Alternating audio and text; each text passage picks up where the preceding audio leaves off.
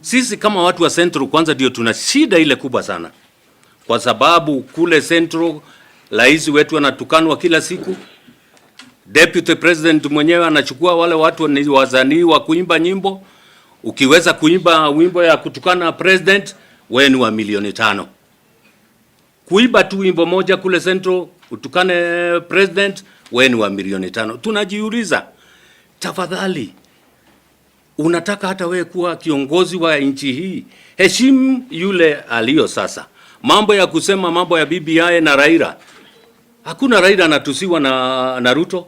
Ukimulenga mambo yake yote yale yanaongea ni kujificha, anajificha kutukana Raila, lakini yeye anamrenga rais wetu. Wambere negomba gucokia ngatho kuri macambiki makwa aria mendete nyimbo ciakwa, aria maciamũkagĩra na wendo na aria maiguaga harĩ ũndũ ndĩrauga Ngai amarathime mũno. Hena maũndũ marathiĩ na mbere bũrũri ũyũ namo matũmanjarie mũthenya wa ũmũthĩ. Hena ũhoro ũrario media-inĩ na atongoria na ateti tũmakaria, ona andũ angĩ makaria social media-inĩ atĩ aini nĩ tũrarĩhwo mbeca nĩgetha tũine nyĩmbo iria tũraina, especially nyĩmbo cia bũrũri kana nyĩmbo cia siasa kana nyĩmbo ciĩna ũteti, na makahũthĩra ciugo njũru mũno atĩ nĩ tũrarĩhwo nĩgetha tũcambie kana tũrume mũthamaki wa bũrũri.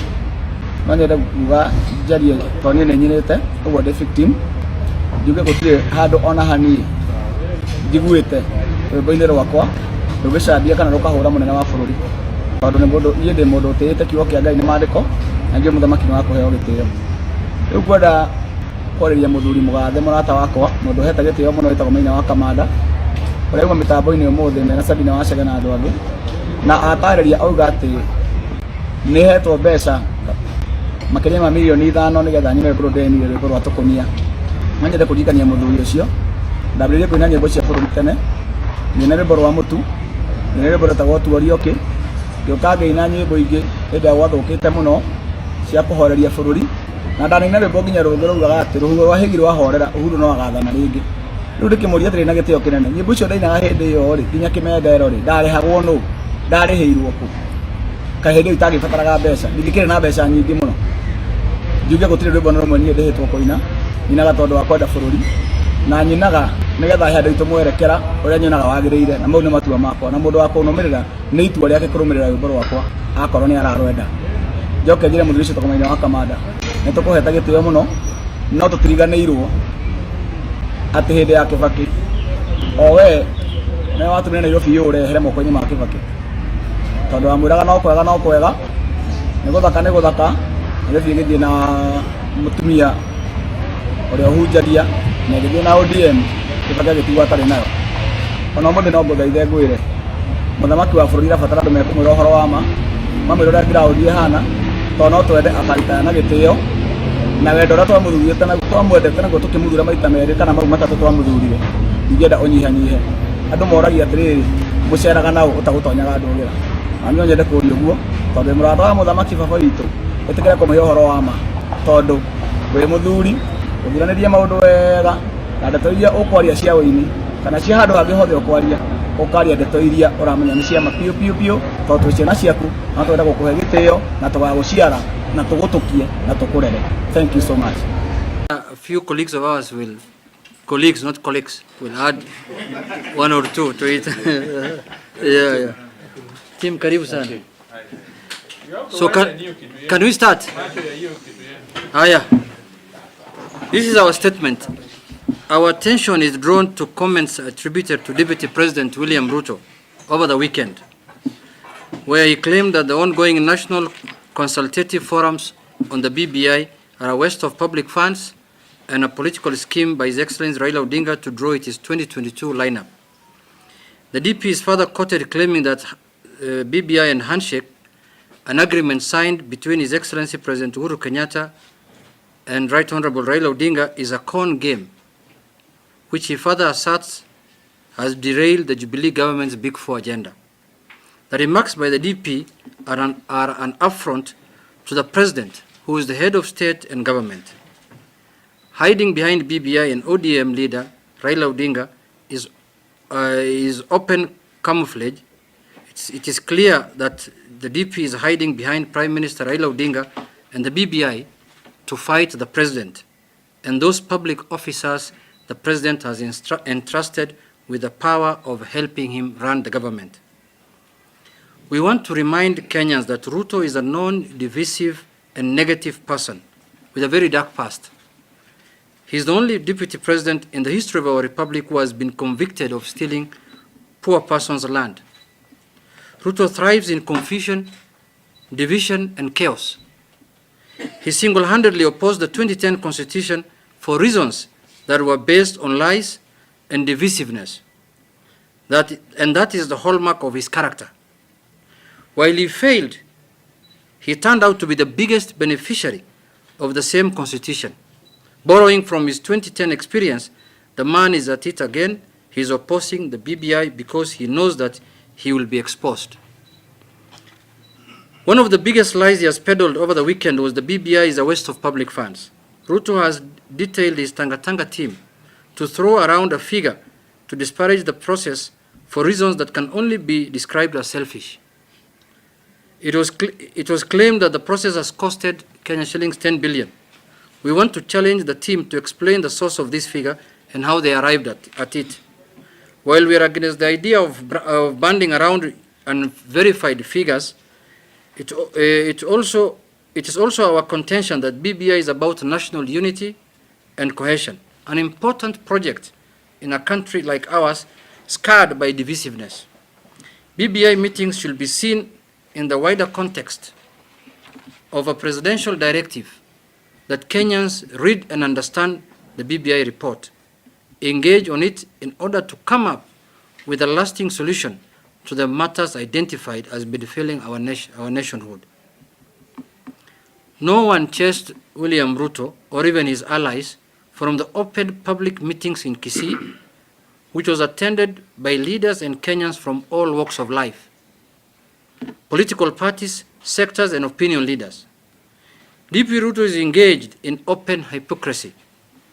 The fact that Ruto wrongly believes Kenyans owe him the presidency in 2022, which obsession makes him see political competition in any public discourse, not driven by himself.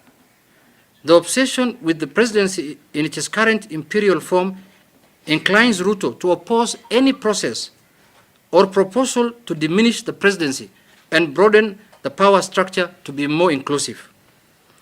How does it hurt to facilitate Kenyans to meet and discuss how to stop corruption, to which we lose the bulk of our nation's wealth each year? It certainly can't be a waste of resources to enable Kenyans to introspect and address with finality how to end violence, which claims lives, limbs, properties, and displaces citizens. Each election cycle, just as other 9 issues BBI Fora seeks to have Kenyans resolve. Ruto should have the courage to face the president, instead of hiding behind ODM. His attitude toward the president as deputy president makes him believe Kenyans should consider amending to. His attitude toward the president as a deputy president makes Kenyans sometimes believe that Kenyans should consider amending the constitution to make the deputy an appointee of the president, as was the case before. Does it sound funny to hear Ruto talk about wasting of public resources? No one expects this project to be undertaken at no cost. For us, Ruto's road to Damascus moment is baffling. He is a man questioning the expenditure of public funds to our worthy national cause, when just last year he trivialized Kenya shilling 7 billion during the country's worst scandal in the water sector, the Kamwarer and Aror dams. For Ruto, it is not about court orders. How can this man talk of rule of law when he has declared war against the president and the entire government system? Ruto has defended thieves in broad daylight.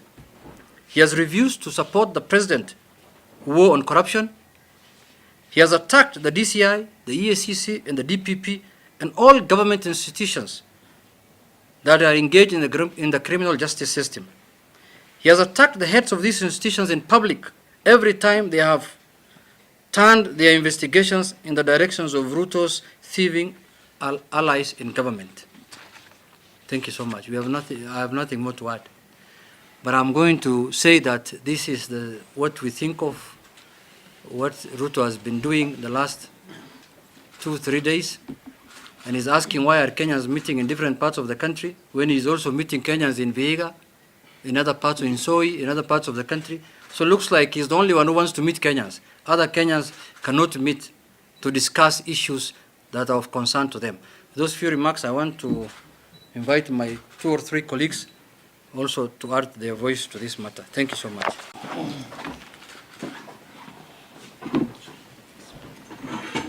These are the statements.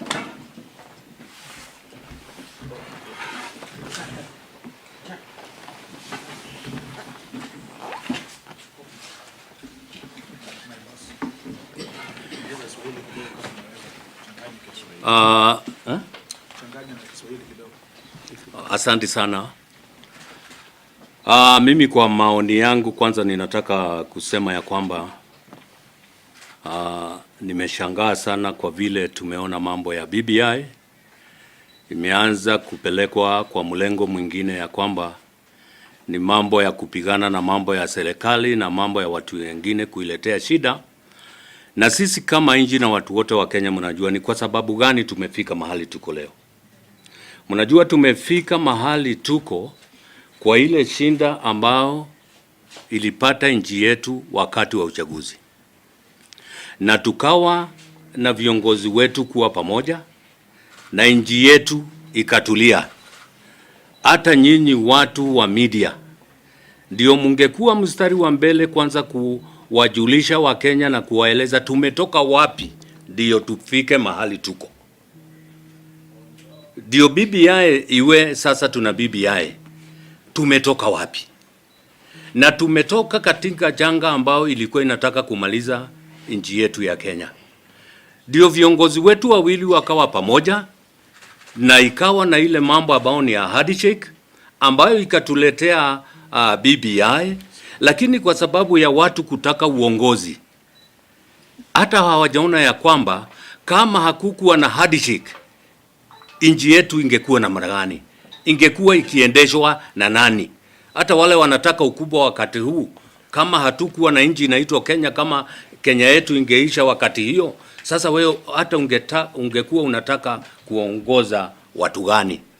Ndio tunamuuliza wale viongozi ambao wanapigana na BBI. BBI ni ya kuleta Wakenya pamoja, lakini sisi kama viongozi wengine wa Jubilee tumeona hakuna haja ya watu wa Kenya kuwa pamoja. Ni vizuri tuwe vikundi viwili, ile tulikuwa nayo 2013 na 2017 ya jamii mbili, ndio tuwe tunaendesha Kenya.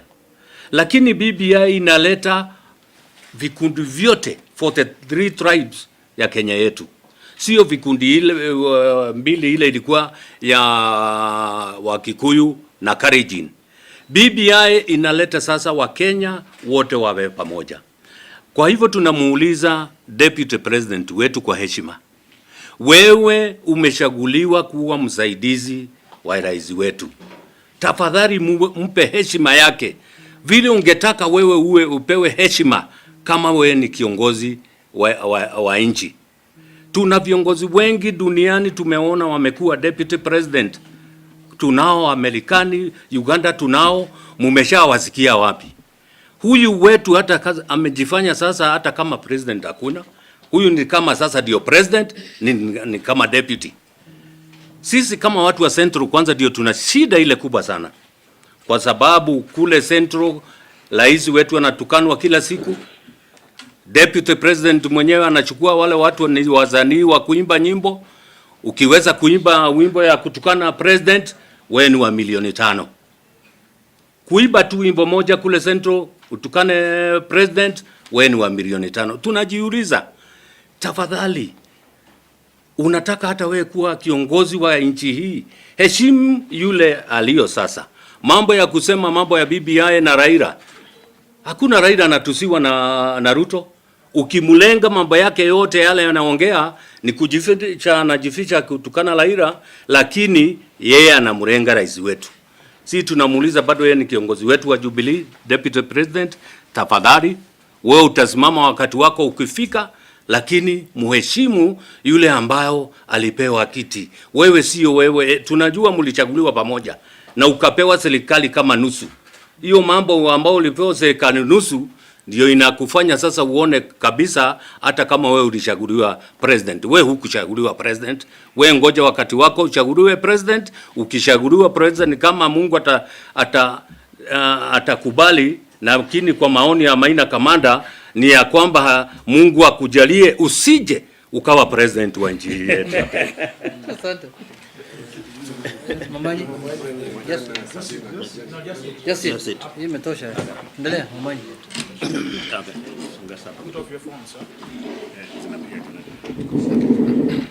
Thank you. Thank you, members of the Fourth Estate. I also want to associate myself fully with the sentiments that have been echoed here by my colleagues, and add that some of us are really surprised that the Kisii meeting has really caused havoc in this country. The Deputy President has been to Kisii more than 30 times. That is after the last general elections. I want him to declare the choppers, the costs that he has been spending to Kisii for the last for more than 30 times. Where does he get that money from? Is that not taxpayers' money? If people met in Kisii once, that becomes a problem. He has been there so many times. Yeye analipa hiyo pesa kutoka wapi? Let him tell us where he gets that money from. And as my leaders, as Juneta said, actually we should make a deputy or a vice president an appointee of the president. Because now we have a deputy president who is behaving like a hooligan in this country. Somebody who goes to the other day I saw in a funeral, he is abusing a member of parliament simply because he has been sent by a president. He goes grabbing the president's contrast message from a county commissioner. Is that the deputy president really? We go to meeting. I'm a member of parliament. When I go to a funeral and somebody has been sent, whether MCA or a chief, assistant chief, that is none of my business. A messenger. It's just a messenger. If actually he should even question himself if he was in that function and the president did not bother sending him, then he should question himself why he's in that office. Actually, if I were him, I could be home by now. I could have resigned, go home, and start doing other business. So I am fully in support with what my friends have said, and I want to support what His Excellency, the former Prime Minister, is doing. Let him go around with his team and unite Kenyans. I have seen people saying that the Kisii meeting was an ODM meeting. Kwana mai no ODM? I'm in Wiper. The person who was co-chairing, who was the co-MC with Junet, is a Ford Kenya deputy party leader. Why is ODM that he was talking about? Commander is from Jubilee. We were okay. The entire Kenya was there. He was making noise simply because Matiang'i was in a function. Yesterday he was with the cabinet secretary. How come that he is not making noise? Simply because Matiang'i was in a function, it is now news. Huyu deputy president mwenyewe si alikuwa na Keteri jana. Kwani Keteri is not a CS? Ama ni MCA. Huyu ni MCA sasa ni CS. So let him also leave Matiang'i alone. Besides Matiang'i being a CS in this cabinet, he is also a Kenyan, he is a Kisii, and we fully support Matiang'i when we have issues at home, when we have meetings of that nature, he should attend as a Kisii and as a Kenyan. Thank you. Thank you. And may God bless you. Colleagues have spoken and mine is going to be very brief. I think after we launched the BBI report, it was very clear the president said that people should read. I have traversed my county. I have not seen the copies, and a majority of the people, even on the grassroots, don't have the copies of BBI. So it is encouraging to see leaders who are offering themselves to go to the grassroots and discuss the matters on BBI. This is a document that was given by Kenyans, and these are their views. And as we look forward for the next direction, whether there are some issues that have to be implemented through parliament or through referendum, others through the ministry, others are in the constitution, it is important that people are allowed to have a say. Mine, I would even like to ask the task force to actually print copies, go to the ground. I'm looking forward to even go sit with my women at the village to go and discuss. I'm looking forward to see meetings in other regions from the coast to the Rift Valley to central Kenya. And especially even to the grassroots, where we can even have at the ward level having this kind of conversation. So anyone who would purport that those meetings are not good meetings is somebody who doesn't know what they are saying. Kenyans need to have access to information. It is their right. And I think it's also, they have been talking about freedom for the last 1 or 2 weeks about democracy. Then how do you talk about democracy and you're not comfortable when other people meet? Is it fair that you are the only ones who are supposed to meet? So when other people meet, then you start asking questions. So for me, I'm looking forward for more meetings and encourage leaders that let's go and talk about BBI. It's a Kenyan document and Kenyans have the right to know what is in it. And they also have the right to say the direction they want to take on BBI. Thank you. Good. Yes, sir. Now you are there. Views you come here probably with regards to the statement that you've said, and you're saying that he's hiding behind Raila and trying to be the president. Is it time that? I don't think we need to tell him to leave because he left long. He has been campaigning since 2017. He left long time ago. Just lacks the courage. He just lacks the courage to tell Kenyans that I have left. But he has been campaigning since 2017 for his presidential election for 2022. So I don't think he needs any advice from people like us to tell him to leave. I don't think he's in Jubilee because the president did a handshake with Prime Minister Raila Odinga. He never supported it. The president said, please kindly stop early campaign so that we can focus on the Big Four agenda. He has refused. The president told him that we need to develop the country. We will campaign. I will campaign for you in 2022. He refused to listen. What else do you expect him to do? The man is not, he is in Tanga. He's not in Jubilee as a party. So Raila is the de facto deputy. Raila is the leader of ODM party, a registered party in the country which has 78 members of parliament and 18 governors. Yeah. Now, you have previously said that there ought to be urgency for any likely referendum to be done. Let's not put the cart before the horse. We have a report tabled by the task force. We are now doing a public discourse. We are engaging the public. That might take certain time. After that, Kenyans will be told when we have a bill, when is the right time we are going to have a referendum. But I think we don't need to jump the gun. Now we are in public discourse. We are in Kisii, we are going to Kakamega. After that, we are going to Mombasa, we are going to Meru, we are going to Embu, Garissa, we are going to different parts of the country, Nakuru, Eldoret. After that is when we can discuss when the referendum is. Let's engage the people first. Let us have discussion on the report that was tabled by the BBI. I want to say something on that. Come here. I want to say on the resignation because I'm the senior most officers of the government that you are serving, who perceived to be very loyal to the government and to the president. What are you telling Kenyans? You are telling Kenyans you are not part of that government.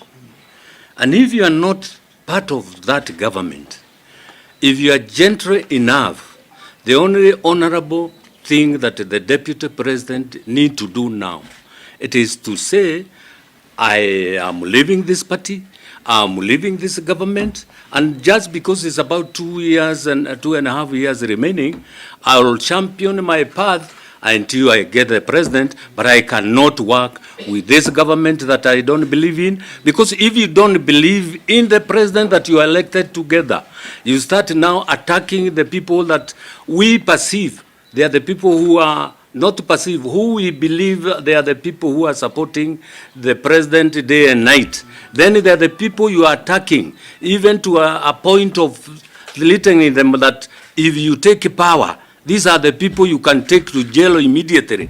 Are we not having another Amin in Kenya? If we are not careful, this country can have another leader like the one we had in Uganda. Thank you. All right. Good. Asante sana.